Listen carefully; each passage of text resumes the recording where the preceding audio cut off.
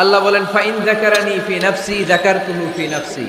আমার কোন বান্দা যদি আমাকে একা একা স্মরণ করে, আমি আমার ওই বান্দারে একা একা স্মরণ করি। ওয়া ইন যাকারানি ফি মালাইন যাকারতুহু ফি মালাইন খাইরিম মিনহু।